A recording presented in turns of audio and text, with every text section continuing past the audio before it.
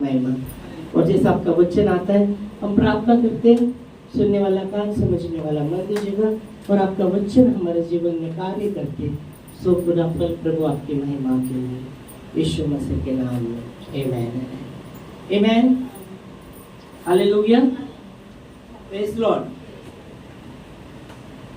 Thank you Jesus धन्यवाद प्रभु जी hallelujah. इस समय हम वचन में जाएंगे, वचन में देखेंगे और वचन में हम आते हैं भजन संहिता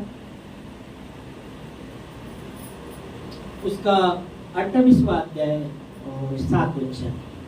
यह दावीद राजा कहता है कि परमेश्वर मेरा बल और वो मेरी ढाल है और मुझे सहायता उससे मिलती है, मेरे मन को सहायता उससे मिलती है, इसलिए मैं आनंदित प्रफुल्ल होकर उसकी स्तुति करूंगा, मैं गीत गाकर उसकी स्तुति करूंगा। पढ़ेंगे मराठी हिंदी। यहोवा मेरा बल और मेरी ढाल है। पहली बात यहाँ दावीद राजा कहता है कि यहोवा मेरा बल और मेरी ढाल है। पहली बात हम देखते यहाँ कि यहोवा मेरा बल है, यहोवा मेरा बल है। Amen hallelujah. यहोवा मेरा बल है। पहली तो बात बल, इसलिए बल हमें चाहिए, हमारे शरीर में बल चाहिए, उसके द्वारा हम बल अगर हमारे शरीर में नहीं रहेगा तो हम काम नहीं कर सकते, काम ही नहीं कर सकते, तो शक्तिहीन हो गए तो शक्ति कैसे काम करेगी। तो दावीद राजा कहता है कि यहोवा मेरा बल है, यहोवा मेरा बल है। आमेन प्रेज लॉर्ड। वो मेरा बल है, उसने जान लिया यहोवा ही मेरा बल है, यहोवा ही मेरा बल है। और फिलिपियों में भी पौलुस कहता है जो मुझे सामर्थ देता है उसमें मैं सब कुछ कर सकता हूँ। फिलिपियों 4:13 में फिलिपियों 4:13 में हम देखते तो संत पौलुस कहते हैं जो मुझे सामर्थ देता है, यीशु मसीह मुझे सामर्थ देता है और उसके द्वारा मैं सब कुछ कर सकता हूँ। जो मुझे सामर्थ देता है उसमें मैं सब कुछ कर सकता हूँ। हालेलुया। यहाँ आप देख सकते हैं संत पौलुस वो कहते हैं जो प्रभु मुझे सामर्थ देता है उसमें मैं सब कुछ कर सकता हूँ। मतलब वो मुझे सामर्थ देता है, वो मुझे बल देता है, उसके द्वारा मैं सब कुछ कर सकता हूँ। आमेन। मेरे ओर से नहीं हो सकता पर उसके सामर्थ के द्वारा जो कठिन बातें वो मैं कर सकूंगा। Amen hallelujah. इसलिए बाइबल कहती है यिर्मयाह में परमेश्वर कहता है कि तू मुझे पुकार, मैं सुनूंगा और तुझे ऐसे अद्भुत बातें और कठिन बातें तुझे बताऊंगा, अद्भुत और कठिन बातें तुझे बताऊंगा जो तू अभी समझता नहीं। आमेन। यिर्मयाह में लिखा गया कि तू मुझे पुकार, मैं सुनूंगा और तुझे अद्भुत बातें, कठिन ऐसी बातें तुझे बताऊंगा जो तुम समझता नहीं। और यहाँ भी आप देखेंगे तो संत पौलुस कहते हैं कि प्रभु जो मुझे सामर्थ देता है उसमें मैं सब कुछ कर सकता हूँ। मतलब परमेश्वर के बल के द्वारा वो कठिन बातें जो हम नहीं कर सकते पर परमेश्वर के सामर्थ के द्वारा, परमेश्वर के बल के द्वारा वो कर सकते हैं। शमशेन के विषय में मालूम है आपको, बाइबल में उसके बाल में सामर्थ था और परमेश्वर का आत्मा उतरता था और वो फलिस्ती लोगों को, कितने भी फलिस्ती आने दो, उनको भगाता था। उसके बाल में सामर्थ था क्योंकि जन्म से ही जब उसका जन्म हुआ तो उसके माँ ने उसका नाम रखा और उसने बोला था कि उसके बाल को वस्त्रा नहीं मारूंगी और उसमें उसके बाल में सामर्थ था। और फलिस्ती लोग जितने भी फलिस्ती आते थे, इतने झुंड आती थी, वो सबको हरा देता था, भगा देता था। हालेलुया। क्योंकि परमेश्वर का आत्मा उस पर आता था। और यहाँ भी आप देखेंगे तो यहाँ संत पौलुस कहते हैं जो मुझे सामर्थ देता है उसमें मैं सब कुछ कर सकता हूँ, जो मेरे लिए कठिन है वो बातें भी मैं कर सकता हूँ। और दावीद ने यही जाना और इसलिए दावीद कहता है कि परमेश्वर यहोवा मेरा बल है। हालेलुया। हमें बहुत बार हम जब ये ऐसे ऐसे जैसे जाते आप बहुत बार कमजोरी कमजोरी महसूस करते रहेंगे, हमें घोषणा करनी है, हमें स्वीकारना है वो बल को उस समय। पर बहुत बार हम दो बातें कर सकते हैं, एक तो बोल सकते हैं थकी हुई, एक तो हम वो बातें करते रहेंगे वही वही उसमें, तो एक तो स्वीकारना पड़ेगा, हमें उस समय स्वीकारना पड़ेगा हमारे जीवन में, आमीन। और इसलिए दावीद राजा कहते हैं यहोवा मेरा बल है, पहली बात वो बल है, आमीन। दूसरी बात वो कहता है यहोवा मेरा ढाल है। ढाल हम वापस उधर आते भजन से 28 के साथ में, 28 के साथ में थे, यहोवा मेरा बल है और वो मेरा ढाल है। ढाल किसके लिए? सुरक्षा के लिए ढाल होती है, शत्रु के जो वार रहते झेलने के लिए वो ढाल रहती है। ढाल का काम क्या कहता है? शत्रु की जो भी वार है उससे बचने के लिए ढाल का काम रहता है। हमको की तो बात पता भी नहीं रहेगा शैतान ने क्या वार किया रहेगा और परमेश्वर हमारी ढाल बना रहेगा, वो पता भी नहीं रहेगा कितनी बार तो, आमीन, हालेलुया। और यहाँ वही कहता है कि यहोवा मेरी ढाल है। ढाल किसके लिए? सुरक्षा के लिए। ढाल किस लिए? शैतान के शत्रु के वार को वो रुकाने के लिए वो ढाल रहते हैं। और दावीद ने वो जान लिया और इसलिए वो कहता है यहोवा मेरा ढाल है, यहोवा मेरा ढाल है। वो दावीद इतना दावीद को परमेश्वर के करीब का, हृदय के करीब का व्यक्ति कहा गया है। वो दावीद परमेश्वर के विषय में इतना सराहता है परमेश्वर को। अगर भजन संहिता 3:3 में वो कहता है कि यहोवा मेरी महिमा, मेरी और चारों ओर ढाल है। हम पढ़ेंगे ये भजन संहिता 3:3, भजन संहिता, यहोवा मेरी चारों ओर ढाल है, वो मेरी महिमा है और मेरे मस्तक को ऊंचा करने वाला वो परमेश्वर है। परंतु है यहोवा तो मेरे चारों ओर मेरी ढाल है। क्या है? क्या है? है, परंतु है यहोवा तू तो मेरे चारों ओर मेरी ढाल है, मेरी सुरक्षा है। ढाल का काम है शत्रु के वार को झेलना, सुरक्षित रखना वो व्यक्ति को। और वो यहाँ दावीद राजा कहता है कि परंतु है यहोवा तू मेरे चारों ओर ढाल है। फिर आगे तू मेरी महिमा, प्रभु तू मेरी महिमा है, तू है, परंतु है यहोवा तू तो मेरे और चारों ओर ढाल है। दूसरी बात वो कहता है कि तू मेरी महिमा है। इसका मतलब मैं तुझे महिमा देता हूँ प्रभु, मैं तुझे महिमा देता हूँ, हर बातों में मैं तुझे महिमा देता हूँ। तू मेरी महिमा है हर बातों में। इसलिए बाइबल कहती है 1 कुरिन्थियों 10:31 में, चाहे तुम खाते पीते हो, संत पौलुस कहते जो भी करते हो सब कुछ परमेश्वर की महिमा के लिए किया करो। 1 कुरिन्थियों 10:31 वचन में, करंथ पहिलं पत्र 10वा अध्याय 31 वचनामध्ये संत पौलुस वो कहते हैं चाहे तुम खाते पीते हो, जो भी करते हो परमेश्वर की महिमा के लिए किया करो, परमेश्वर की महिमा के लिए किया करो। पढ़ेंगे मराठी हिंदी।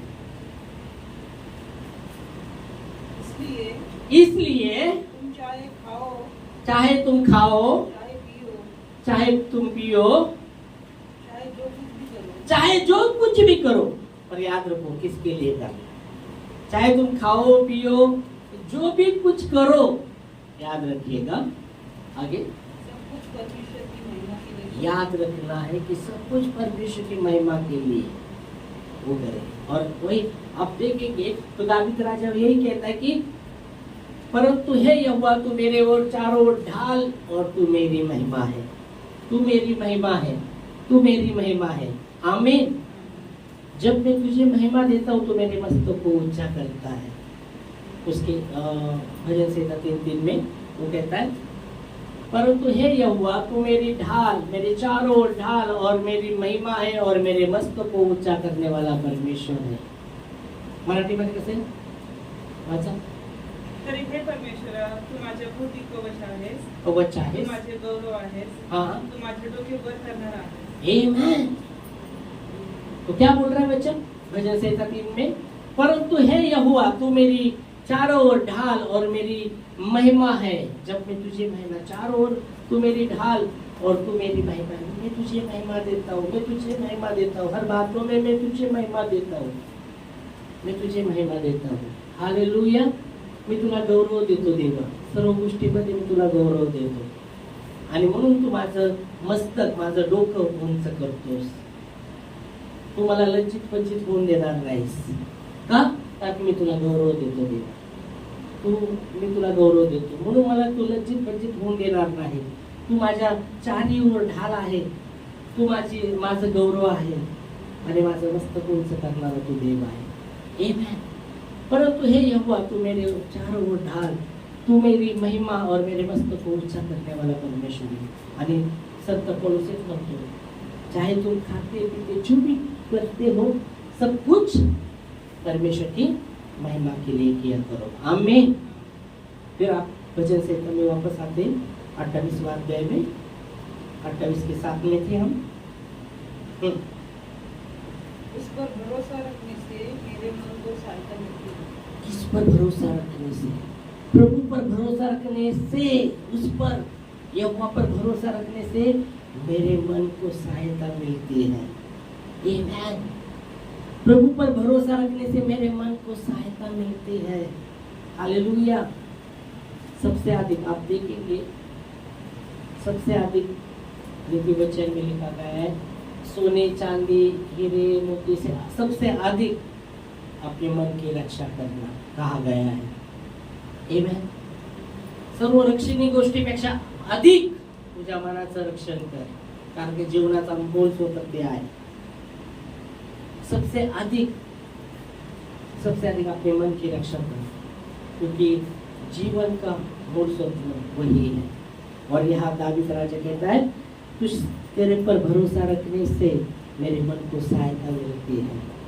आमेन. हालेलुया. Praise God. मन मन मन मन मन मन सुरक्षित. देखो कुछ लोग ऐसे रहते हैं, आप देखे रहेंगे, उनके मन डिस्टर्ब होते और विचार तो चिंता.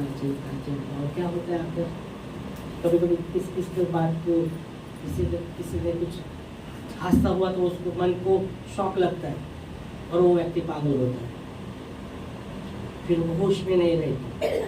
यहाँ एक व्यक्ति का सुबह हम दूध लाने में जब जाता हूँ जॉगिंग से, एक दिन वैसे मैं आ रहा था अभी कुछ जैसे आ रहा था, ये कब की बात है, 2-3 महीने के पहले की. और मैं जैसे निगरी से जैसे आ रहा था, वो जंगल टावर के उधर वाड़ा है उधर, वो रुका था. कुछ नहीं उठाता था, ये करता था, कुछ भी उठाता था खाने में. हाँ, कुछ गिरा हुआ भी खाता था वो. तो मैं जैसे आ रहा था, मैं दूध और बिस्किट लेके आ रहा था. मैं देखा उसको खड़ा हुआ, तो मैंने क्या किया, उसको बिस्किट का पूड़ा उसको दे दिया. लिया उसने, लिया हाथ में लिया, और मैं देख रहा था और लिया, थोड़ी देर में फेंक दिया उधर और आगे आ गया वो. यार उसके हाथ में खाने के लिए मैंने दिया, उसने लिया और फेंक दिया और आगे मुझे लगता है 10-15 पाउल आगे आ गया वो. और फिर रुका, मैं देख रहा था उसको, और वापस वो बूढ़ा के पास गया, फिर उठाया. तो फिर उठाया उसे और बहुत बात देखा, कुछ भी उठाकर जेब में डालता था, क्या करता था, कुछ तो क्या भी कुछ तो ऐसा खाता था भी, ऐसा उसका ये दशा. और अभी मुझे जब लग रहा है कि अभी 15 दिन का, हाँ 15 या 20 दिन हो गया, वो किधर जा रहा था मालूम नहीं, बता रहे थे. और जैसा शायद झुका रहेगा तो गाड़ी ने उड़ा दिया, मर गया. अच्छा, अभी जैसा कल मेरे को पता चला और ये मर गया और एक्सीडेंट हो गया इधर भी धुंधी में. पर यहाँ वचन हम देख के वापस आते तो वचन कहता है, कुछ पर भरोसा रखने से मेरे मन को सहायता मिलती है. ये मैं कितना अद्भुत वचन है, कितना अद्भुत है. हालेलुया. मेरे मन को सहायता मिलती तुझ पर भरोसा रखने से. पहले वो कहता है, परमेश्वर मेरा बल है, वो मेरे ढाल है, और उस पर भरोसा रखने से मेरे मन को सहायता मिलती है। दुखी हो गया मैं भी, अच्छा था मैं, अच्छा था, फिर भी उसका पति वो औरत मतलब उसकी पत्नी नहीं थी, पर उसकी जो क्या बोलते थे वो भाई की पत्नी, वो उसको संभालती थी। और मेंटल हॉस्पिटल में भी डाला, फिर भी कितना तो दिन, फिर भी नहीं सही हुआ। फिर भी कभी कभी आके तो मैं देखता था, कभी कभी उसको बिठा कर चाय पी, फिर वो वैसा कहते तो वापस वैसा वो हालत में जाता, पर देखा था उसको मैं।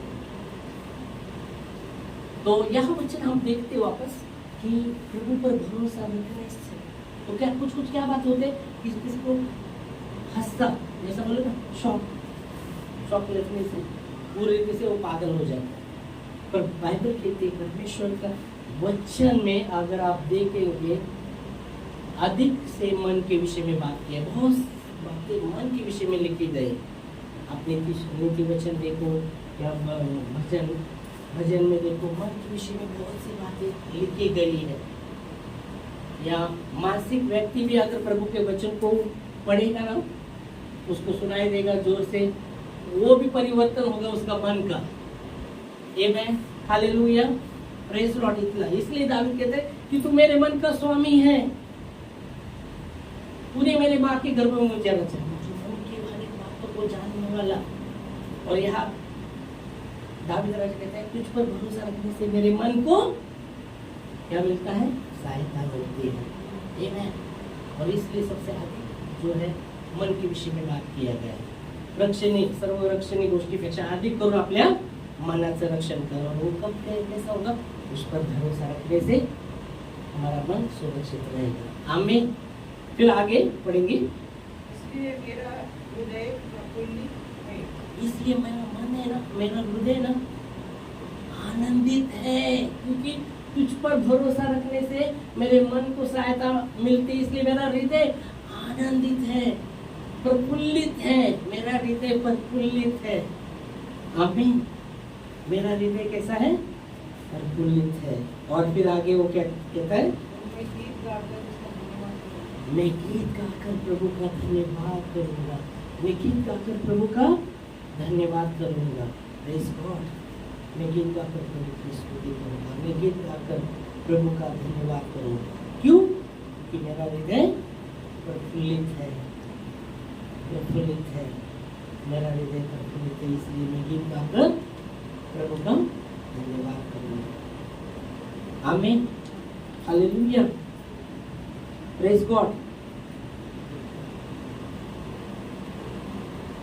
मेरा हृदय, मेरा मन आनंदित है। देखो बाइबल की, इसलिए मैं गीत गाकर प्रभु का धन्यवाद करूंगा। नीति वचन एक वचन हम आते हैं, नीति वचन 15वां अध्याय और 13 वचन हम देखेंगे।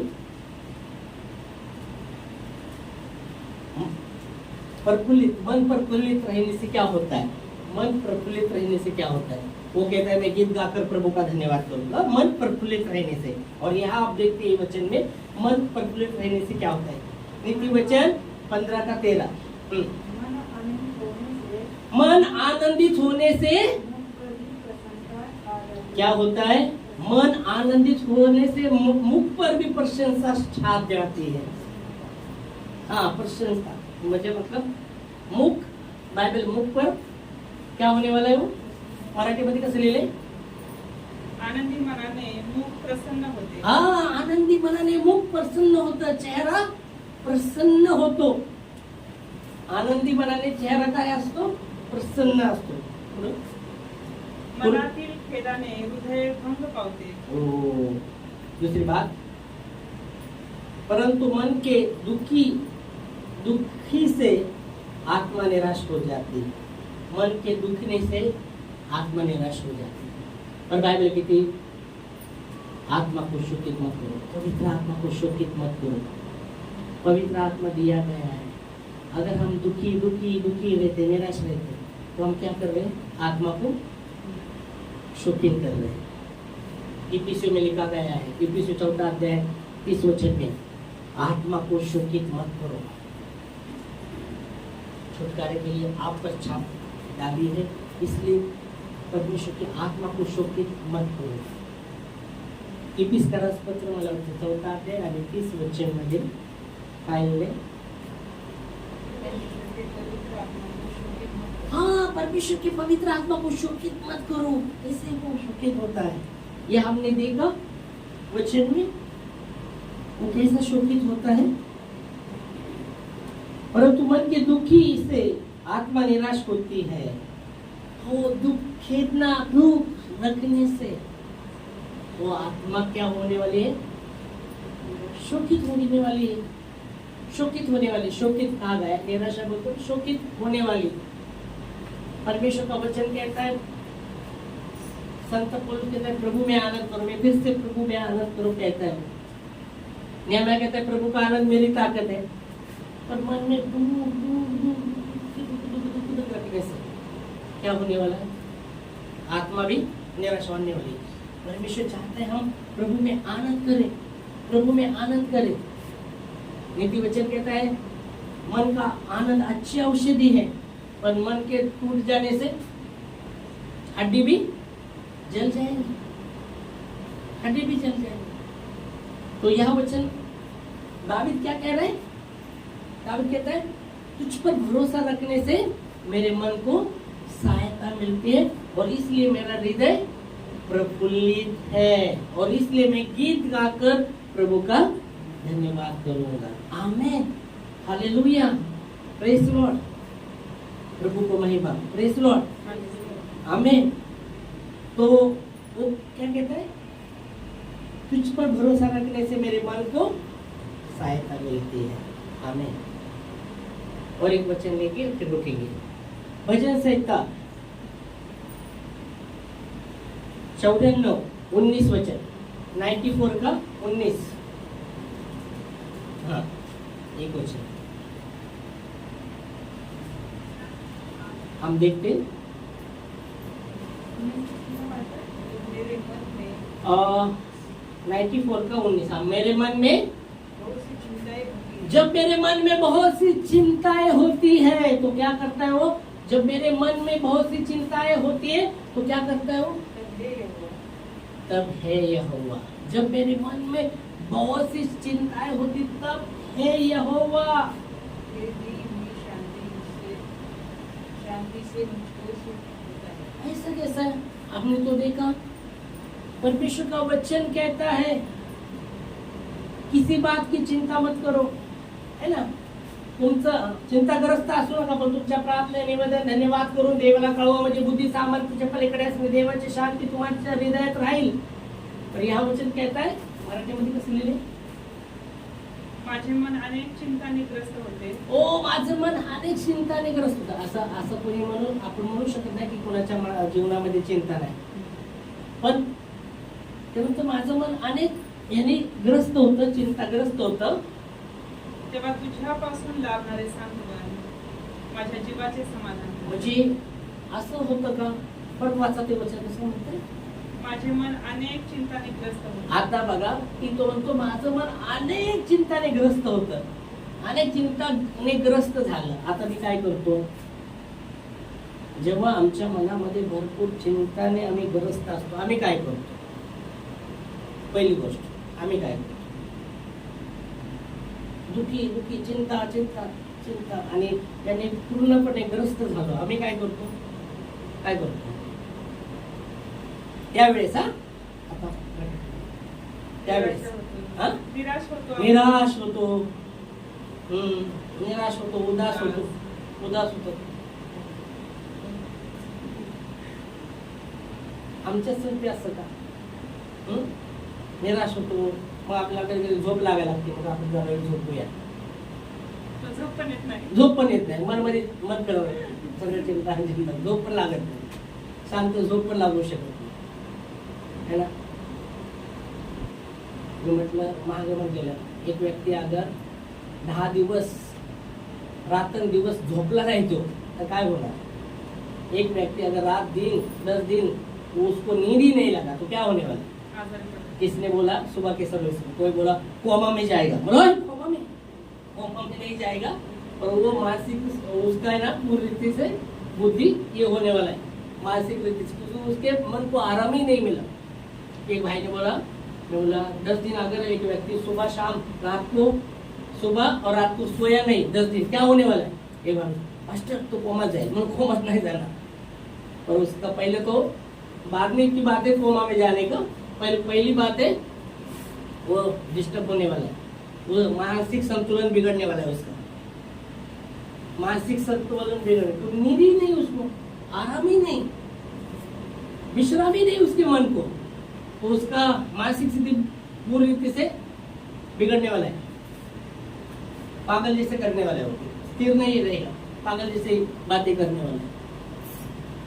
फिर बाद की बात है कोमा में जाना बिना, वो आगे की बात है।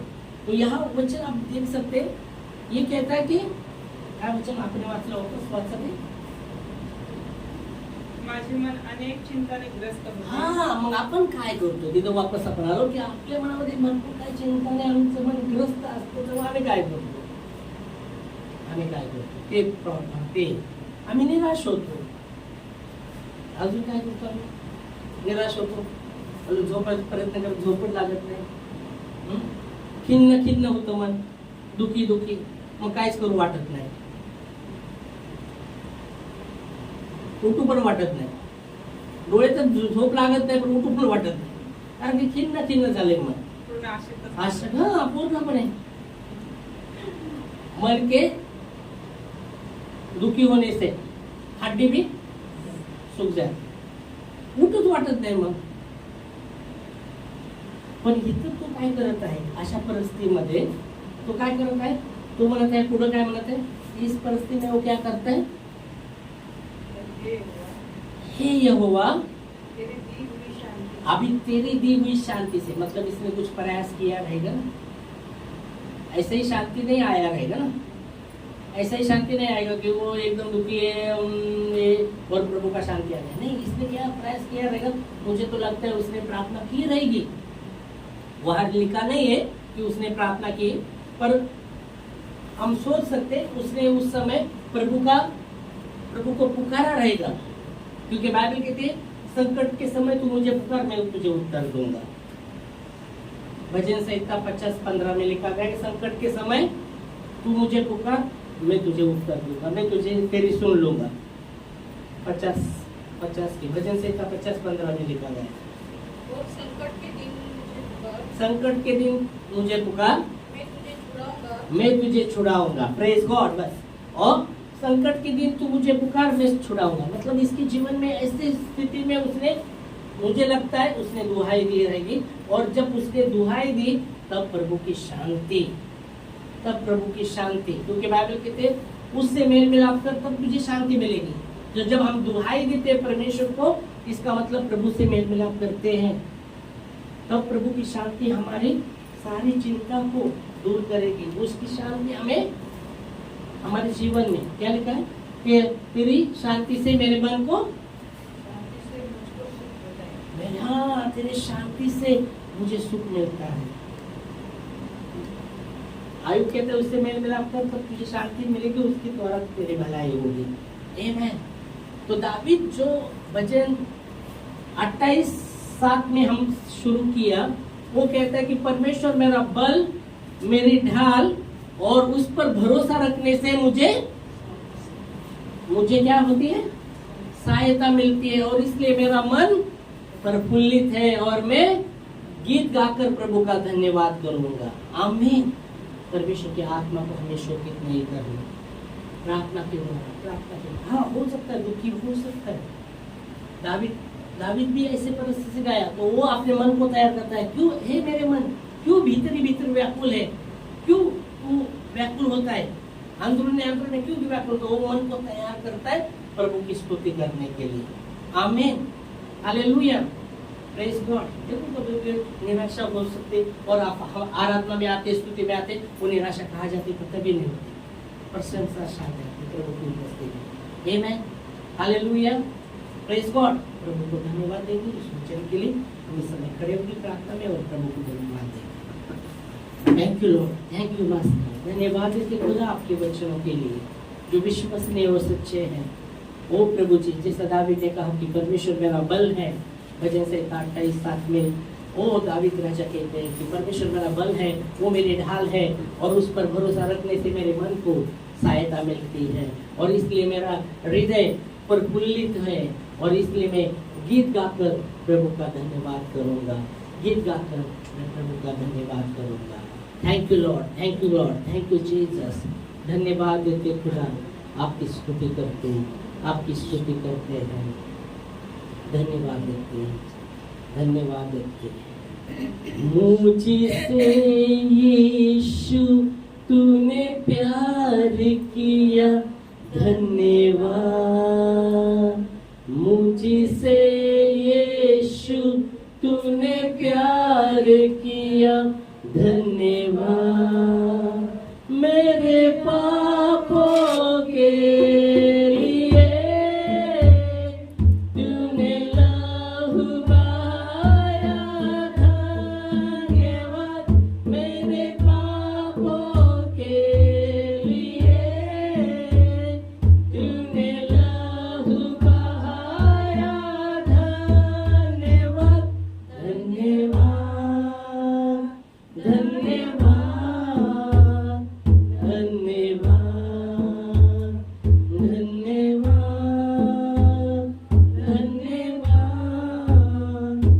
धन्यवाद, परमेश्वर का वचन कहता है, भजन संहिता 103 और उसका 10 वचन कहता है, हमारे पापों के अनुसार परमेश्वर ने हमसे व्यवहार नहीं किया, पर बाइबल कहती है और ना हमारे कामों के अनुसार हमको बदला दिया है। वचन कहता है, कर्मों के द्वारा कोई परमेश्वर के सामने धर्मी नहीं हो सकता, पर यीशु मसीह वो धार्मिकता देता है। वचन कहता है,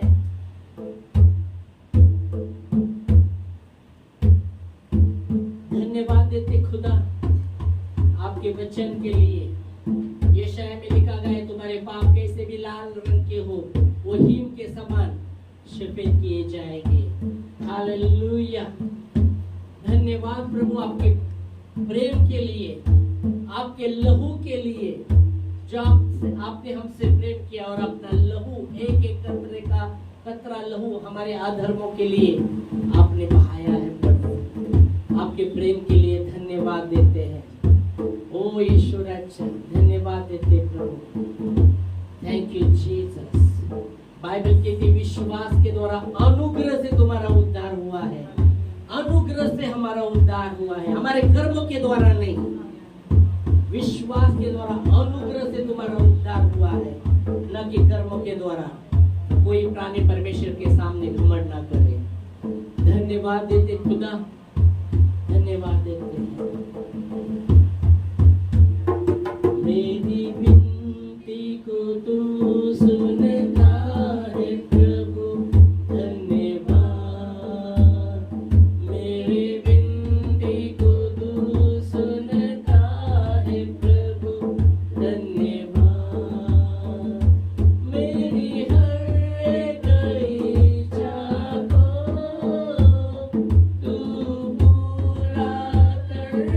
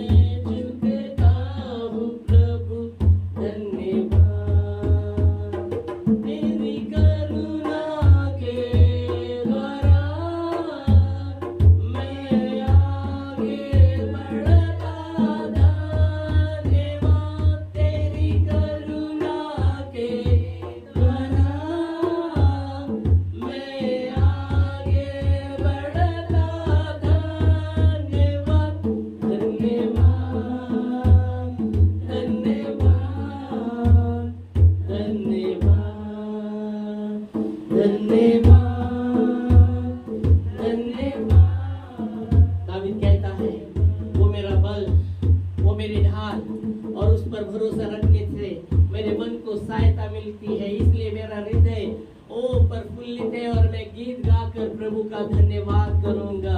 ओ धन्यवाद देते खुदा यीशु राजा, ओ सारा आदर सारा धन्यवाद केवल यीशु आपके नाम को हम देते, आपके नाम को ऊंचा उठाते। ओ राजाओं के राजा प्रभुओं के प्रभु, आपके तुल्य और कोई नहीं। धन्यवाद धन्यवाद